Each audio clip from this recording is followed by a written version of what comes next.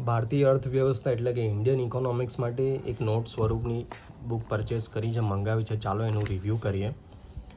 તો એનું 6મું સંસ્કરણ એટલે હાલનું અપડેટેડ છે. શંકર ગણેશ કરુપૈયા એના લેખક છે. એમ ગ્રોહિલ એટલે કે જે લક્ષ્મીકાંતના જે પ્રકાશક છે એ જ આના પ્રકાશક છે. હવે આગળ આપણે એનું ઇન્ડેક્સ જોઈએ. એનો પરિચય, રાષ્ટ્રીય આવક, માનવ વિકાસ, નિર્ધનતા એવં બેરોજગારી, લોકવિદ, સંવિધાન અને ભારતીય વ્યવસ્થા, મુદ્રા બજાર, મુદ્રાસ્ફીતિ, વિદેશ વ્યાપાર અને પૂંજી, WTO. તો આ તમામને એમણે બહુ સારી રીતે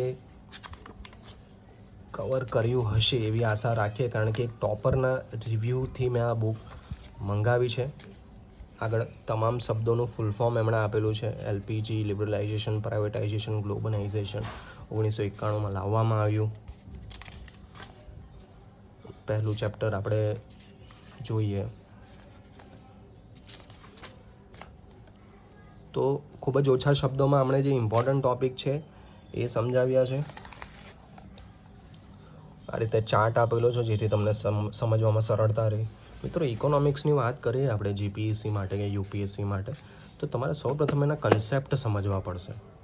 એટલે જરૂરી નથી કે બહુ મોટી એમાં તમે બુક્સ રિફર કરો, કારણ કે કન્સેપ્ટ સાથે કરંટ અફેર્સ વારંવાર પૂછવામાં આવતા હોય છે. એટલે તમારે કન્સેપ્ટ સમજવા પડશે. જેમ કે આ રાષ્ટ્રીય આવક છે, તો રાષ્ટ્રીય આવકમાં તમારે સમજવું પડશે કે ભાઈ GDP શું છે, GNP શું છે, GVP શું છે, એનું શું કામ છે, એમાં ઊંચ નીચ થાય તો શું દેશની અર્થવ્યવસ્થાને ફરક પડી શકે.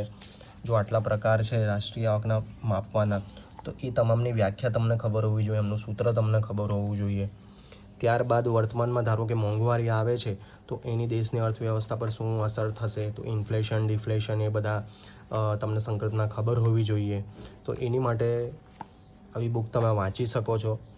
જો તમારે હિન્દી અથવા ઇંગ્લિશમાં બુક વાંચવી હોય તો તમે આ બુક નાની છે અને સારી છે, તમે વાંચી શકો છો. મેં હાલ એક ચેપ્ટર આમાંથી વાંચ્યો છે, મને તો ઠીક લાગ્યું છે. તમે ડેફિનેટલી કરો. અને તમારે ઇકોનોમિક્સ સાથે ફરજિયાતપણે કરંટ અફેર્સ કરવાનું છે મિત્રો, કારણ કે એ તમે જ્યારે કનેક્ટ કરશો ને તો તમારું નોલેજ એનરિચ થશે અને તમે એક્ઝામના ક્વેશ્ચન ક્રેક કરી શકશો. તો ઓલ ધ બેસ્ટ મિત્રો. પરીક્ષાની તૈયારીમાં લાગી જાઓ, તમે સફળ થાઓ એવી શુભેચ્છા.